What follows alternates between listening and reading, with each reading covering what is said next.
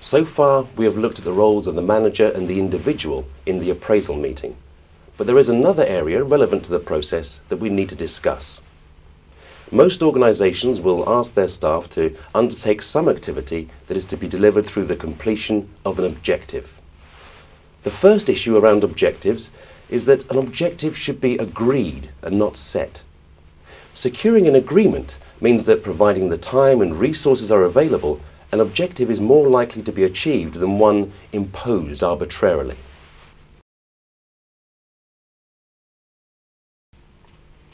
Secondly, an objective should in some way tie into the strategic direction of the force, command or team. Everyone needs to understand how they are linked into the force level strategic plan, and the line manager must be in a position to explain it if asked. The basic rationale is that if everyone is working in some way toward a common, larger goal, albeit in a different capacity to that of a colleague, the strategic aims are also more likely to be attained.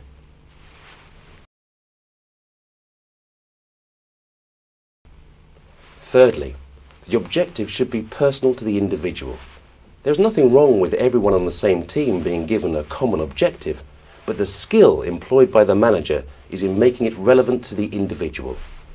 Even on a small team, people will have differing roles, they will have different skill levels, differing working hours, or just different personal needs. An objective has to be tailored in some way to reflect those differences. After all, you wouldn't ask a young in-service constable to manage a complex drugs operation, or a new administration officer to plan and deliver an annual budget forecast.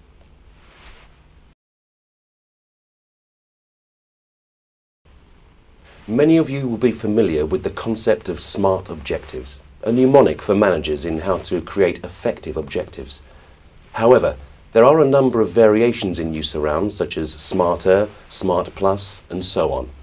You need to speak to your own PDR Force Lead or HR unit to see what is in use in your force area. Here, we are only going to discuss the original version SMART, and you will find that one part of the mnemonic flows into another part.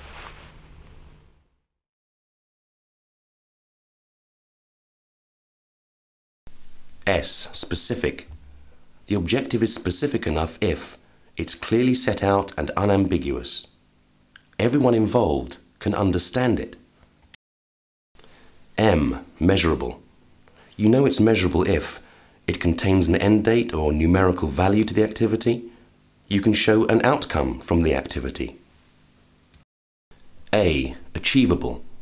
It's achievable if the person has the skills or can obtain the skills to complete the objective. It can be completed as part of their role and the person has the time to undertake and complete the objective. R. Realistic. It can be undertaken and completed by the individual given their role and their ability to influence circumstances. Whilst an objective should stretch the individual, it should not be so far out of reach as to make the attempt meaningless. T. Time limited. Time limited means setting a deadline, but this in itself must be realistic. You must include a timescale in which attainment of the objective should be possible. Your HR or learning and development team can assist in how objectives should be structured, but let's look at it in action. Okay, we've reached the stage where we need to discuss your objectives for the next period. They need to be relevant to you, but also linked into the policing plan. Have you anything in mind? Yes, I would like to develop my speaking skills. I'm fine on a one-to-one basis, but I find it difficult if I'm dealing with a larger audience. Maybe a public speaking course? Okay, but let's try and break that down a bit. I don't think a course is the right answer at this time. We might look at that later if public speaking becomes more relevant to your role, but for now, let's look at how we can assist you within the team. All managers conduct briefings or speak at meetings, so with a little bit of thought, we could achieve the same thing through a mentor. Also, because one of the strategic objectives for us all is to increase police visibility to the public by 15%, developing you to a stage where you speak at a neighbourhood team meeting will work towards that objective as well. I don't know about that. I'm not sure where I'd start or what I'd say. Well, let's make it a SMART objective. I'll explain it as we go, okay? Let's say we agree an objective that to improve your communication skills, you will, within 3 months from today, deliver a briefing on crime prevention issues at a community meeting held by one of the neighbourhood teams. It's a SMART objective because it's specific, measurable, achievable, realistic and time limited.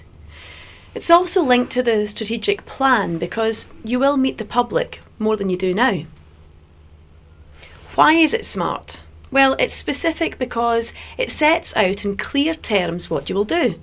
Deliver a briefing to the community on crime prevention. It's measurable because you have to complete a task.